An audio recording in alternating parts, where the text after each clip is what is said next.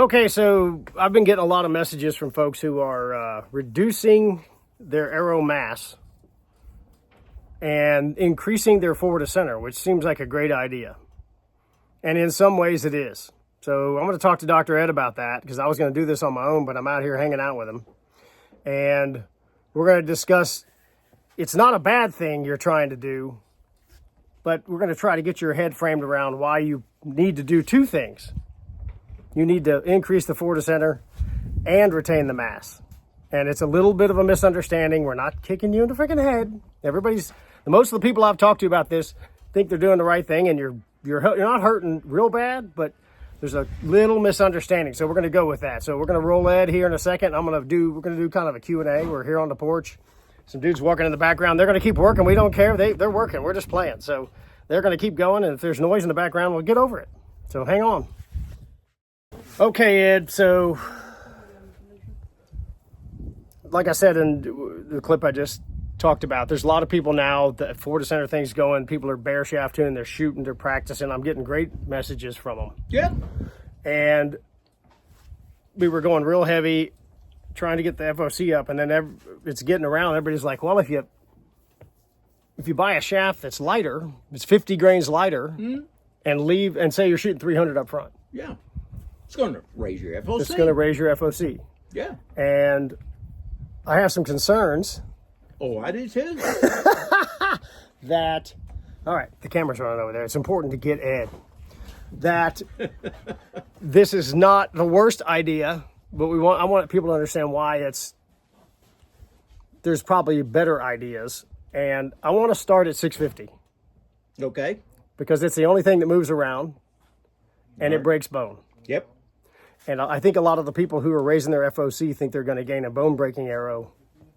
That is a big misunderstanding. Let's go with that. If they read the study report, it's real clear in there. I did a lot of testing with arrows of normal, high, extreme, and ultra extreme FOC, just at or above the 650 threshold and just slightly below it. FOC has no effect on breaching the bone. Now, it does have a great advantage. It dramatically increases your penetration once you breach the bone.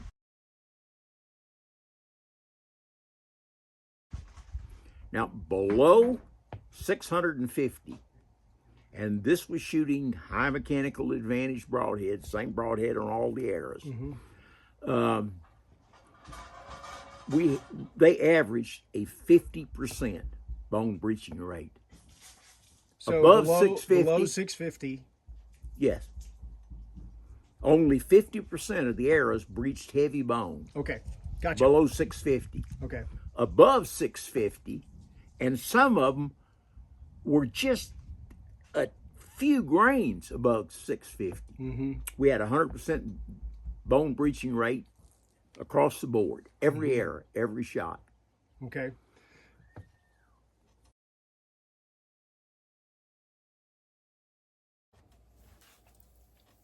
If you choose to go down this path and increase your forward to center and lower the mass,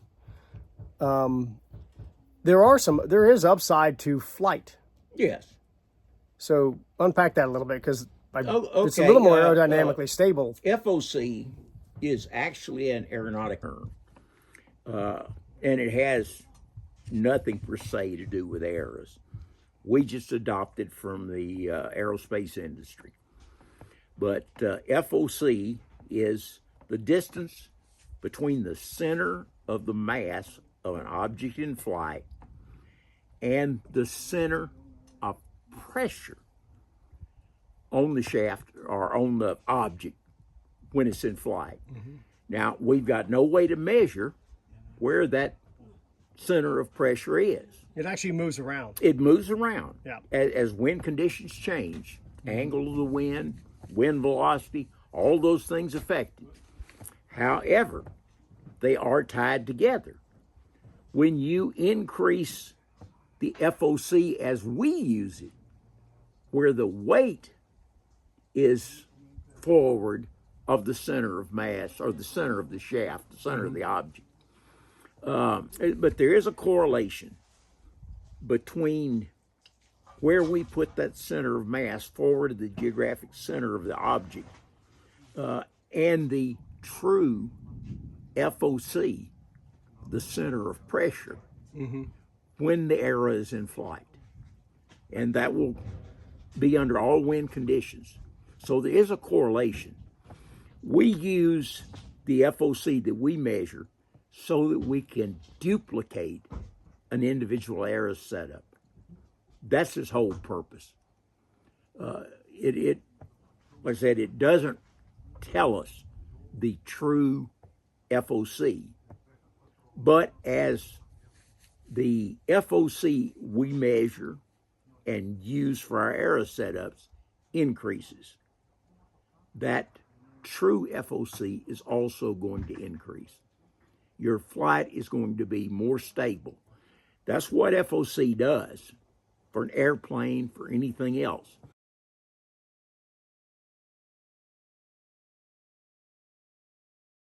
Thus, on impact, you would have the same thing. An arrow is always flying. Keep that concept in your mind. It flies through the air, it flies through the hide, the sinew, the muscle, the bone, everything, all the internal organs. Those all have different densities of medium, but it's flying through all those mediums. And when it comes out the other side of the animal, it's flying in the air again. And when it hits the dirt, it flies through the dirt until it comes to an absolute stop.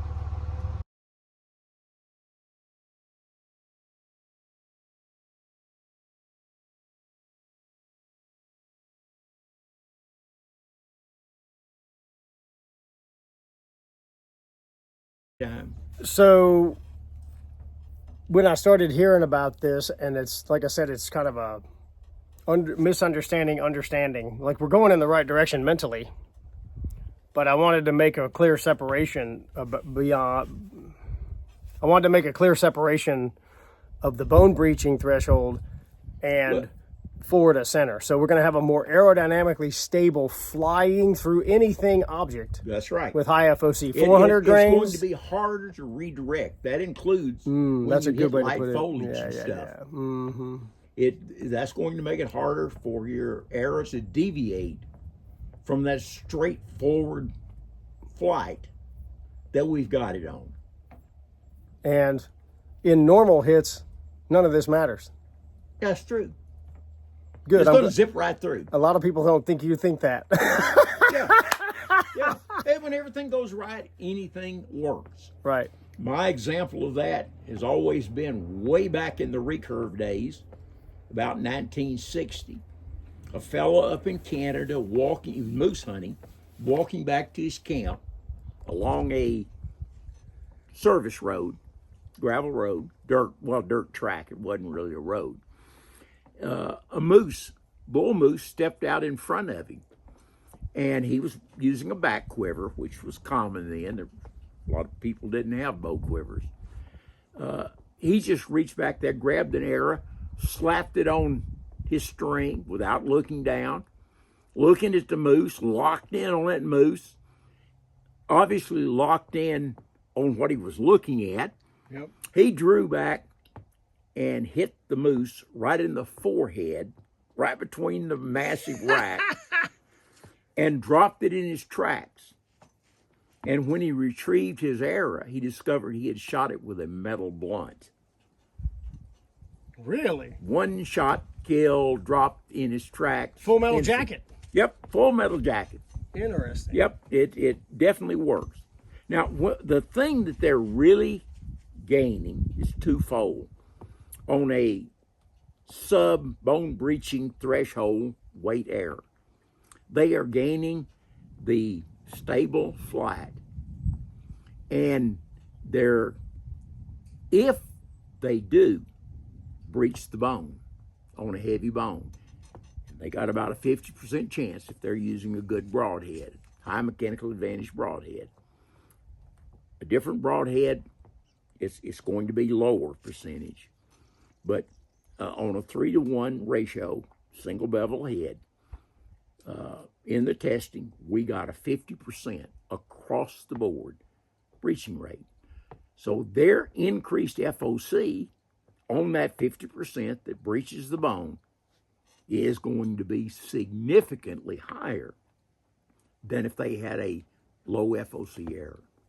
The full penetration. The full amount of penetration. Full penetration It's depth. after you breach the bone that FOC kicks into effect to give you increased penetration. Okay, good. I'm glad you made that.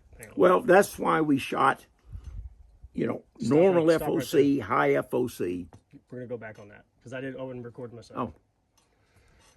So that's an interesting point on the, you've now made a clear line between the momentum gained from this heavier From the mass mass. projectile. Just Yes. mass. Mass makes momentum.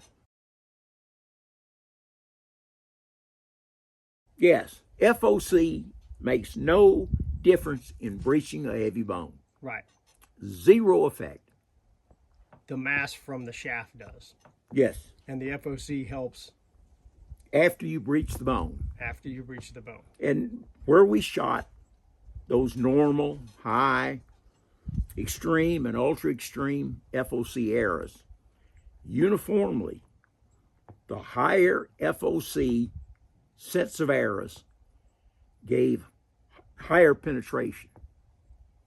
In other words, the extreme FOC outpenetrated the normal and high FOC.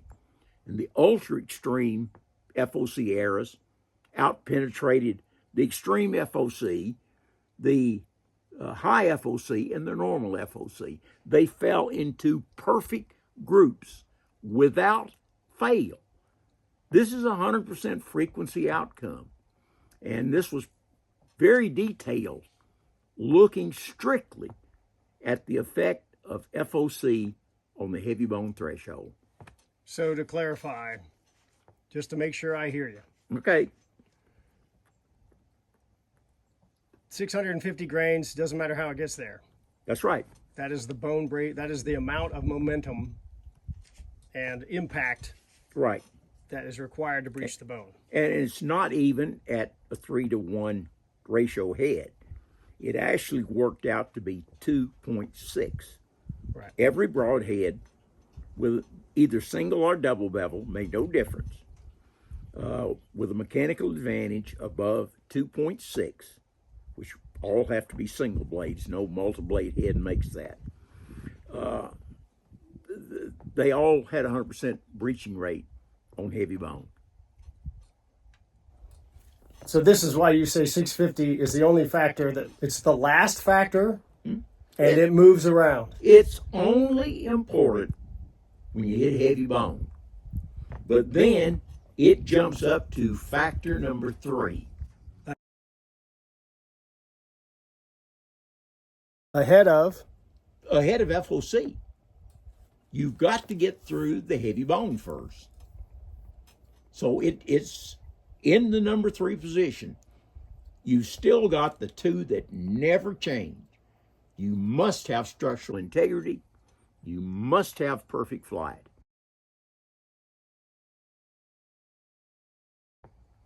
Those two are always there.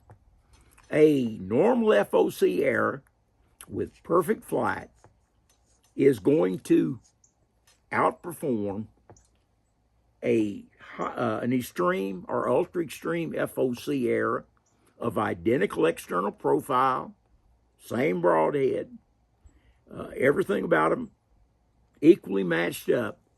But if you take those high FOC errors and do not have them flying perfectly, a normal FOC error, 6, 8, 10% is going to outperform it.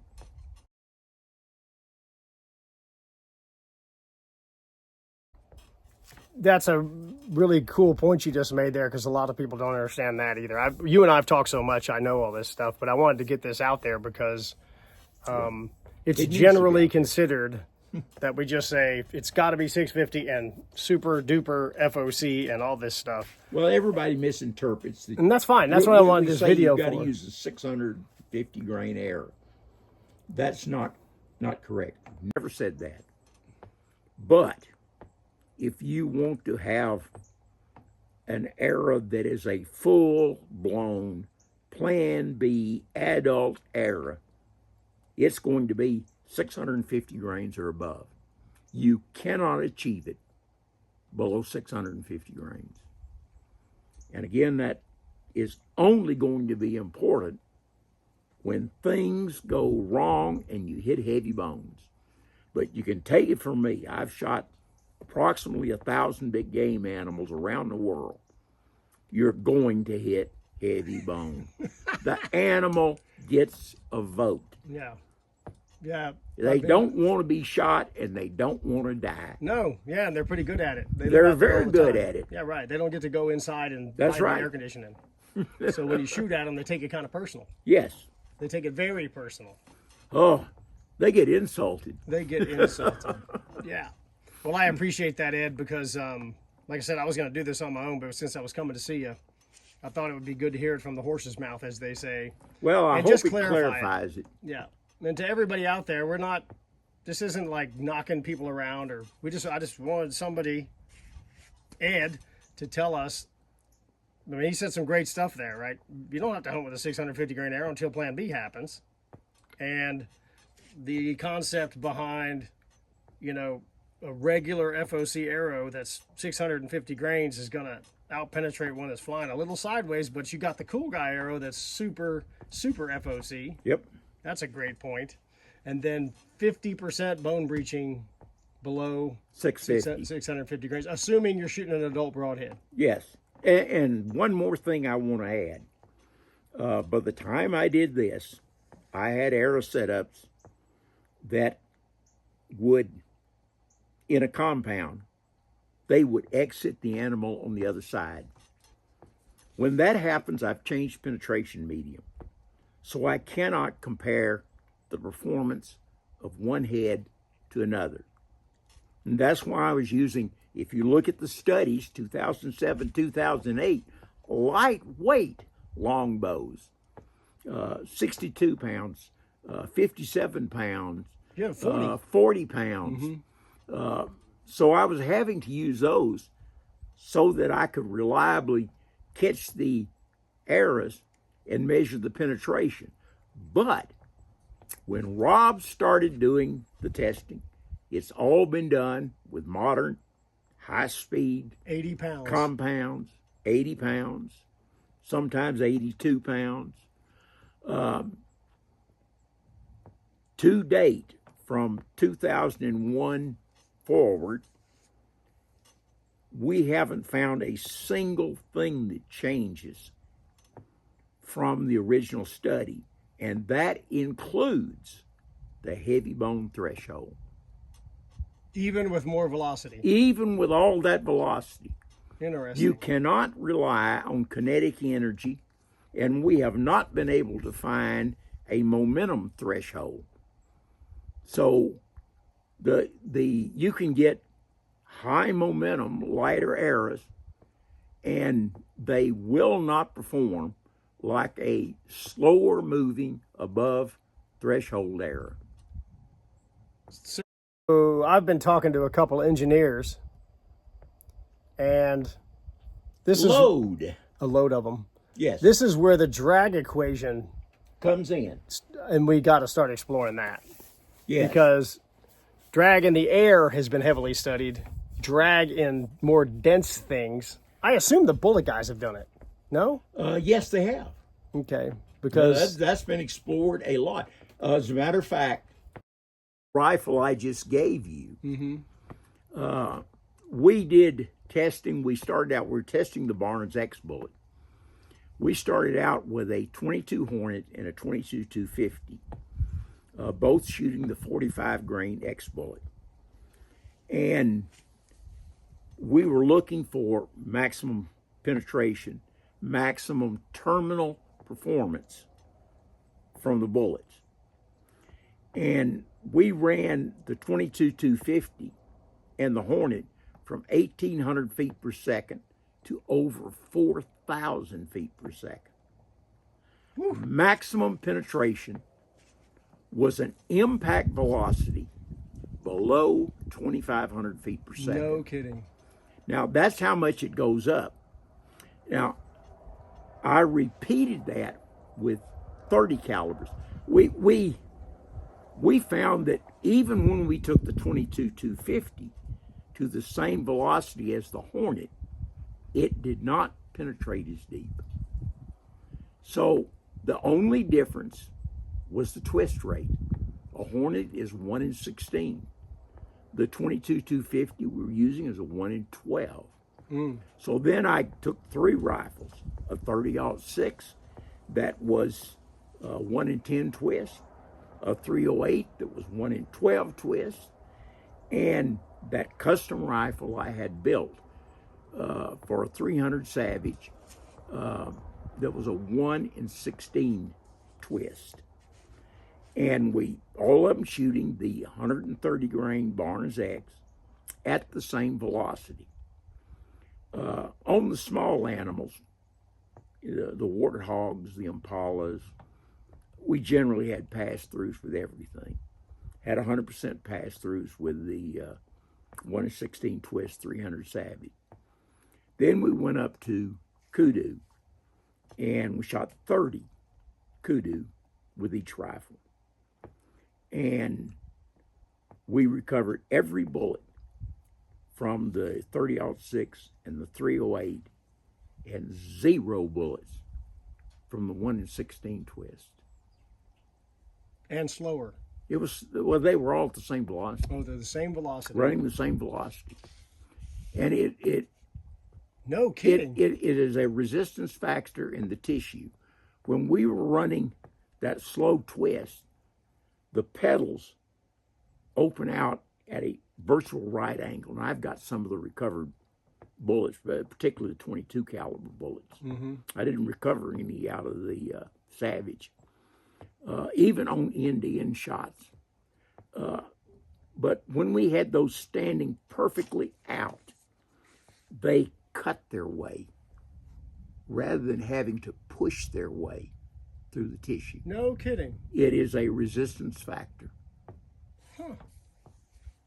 And this is, you know, with the Hornet and the 22-250, we had somewhere in the neighborhood of 3,000 shots. That's a pretty good So database. we were doing a lot of culling on Impala. Right. And doing everything we could to catch bullets. And I couldn't catch them lengthwise on an Impala except one. I do have one bullet that I recovered on an Indian shot on an Impala. And we took the Hornet up to big animals, to kudu size and zebra size. No kidding. Yeah. Body shots? Body shots. Recovered every one of them. All one-shot kills. That's amazing. Yes. Shows you what you can do when you get everything right to maximize the penetration.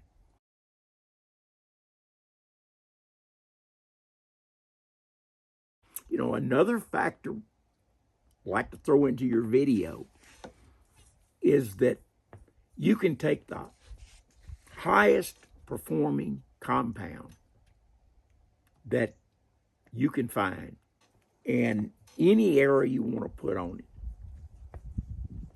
The kinetic energy is less than a standard velocity 22 long rifle. You said that to me the other day, and I looked it up. It's like 30% less. Yes. It's not a little less. It's a lot less. Yeah. And the whole purpose of the 12 factors is to conserve whatever energy that arrow has.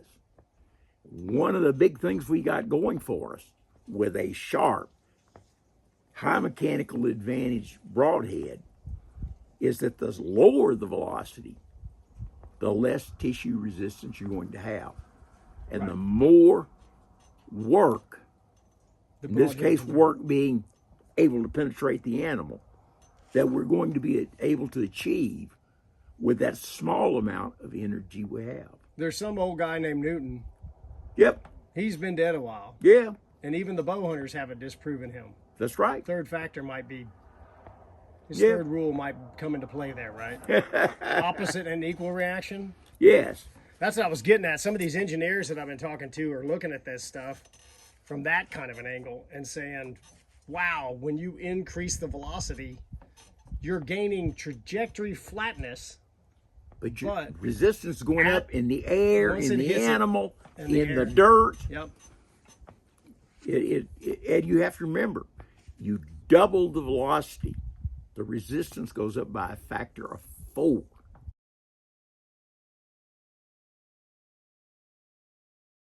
Right, because it's velocity squared. It's velocity squared. So at impact, well, you said it, in the air, yes, it's dragging more, for lack of a better way to put it. And then once it hits a denser medium, which is we don't know what we're going to hit, factor of 4. Yes, and an interesting thing that has come up in the data, we have data that hunters report back to us. Now, we've got data on well over 2,000 buffalo shots, Cape buffalo and Asian buffalo, not to be confused with the bison, who's pretty easy to penetrate. So we have all this data, and we have more pass-through shots with complete air exit for the guys shooting 70-pound and below than we do for the guys shooting above 70 pounds of bow weight. So I have some input on that. Yes. With the Ranch Fairy test kits that have been going around, so people are starting to bare shaft and really tweak stuff up, I get 500 messages a month between May and November. Yep. And the guys over 75 struggle the most. Yes.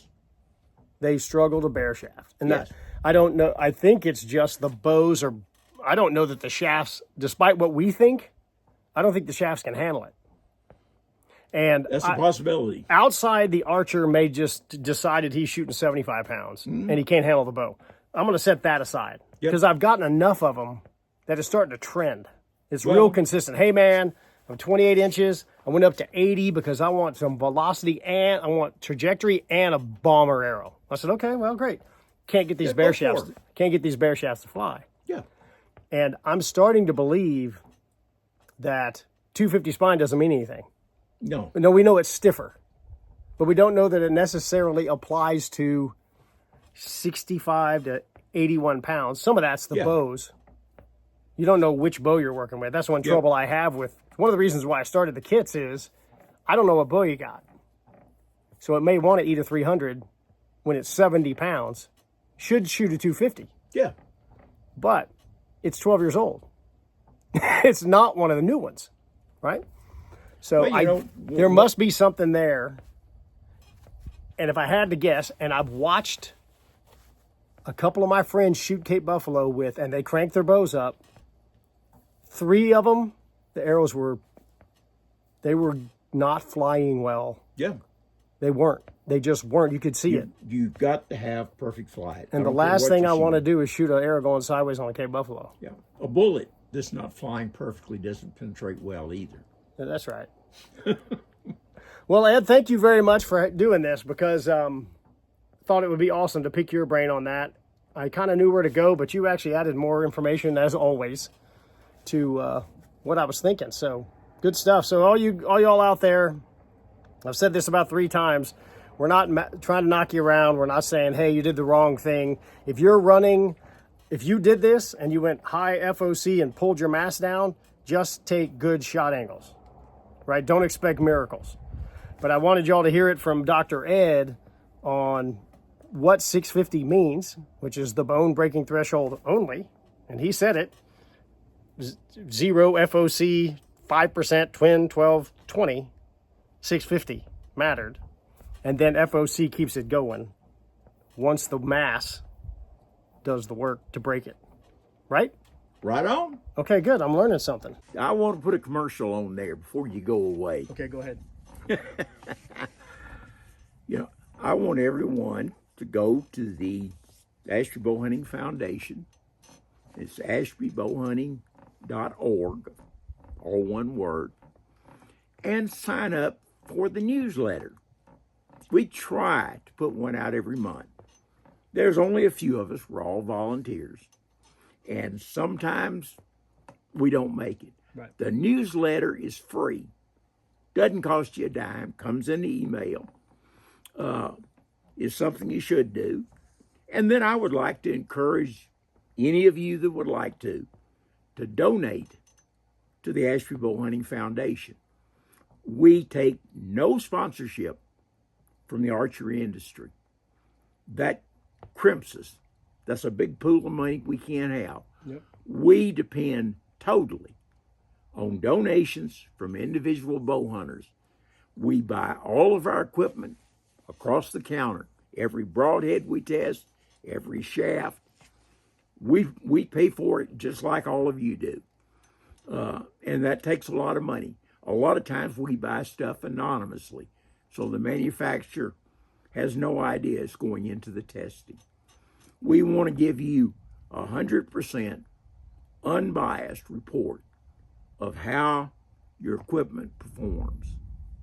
And that's our whole purpose. So go to the foundation website, sign up for the newsletter, that's free, and open your pocketbook up and give us a donation. We could sure use it. Perfect. Thank you. All right, well, Ed made me smarter. That's I'm pretty stubborn, so that's hard to do. If y'all want to subscribe, y'all can do that. If you don't want to, I don't care. Y'all know that.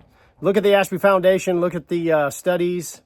Look, I would read after y'all have seen this, if you're curious, I would read his writings on FOC particularly and the heavy bone threshold and help kind of get your head around this, because to me and Ed, especially Ed, this is a pretty normal conversation, but a lot of y'all's heads are swimming right now, and that's okay. We're trying to help you kill a deer. So, see ya.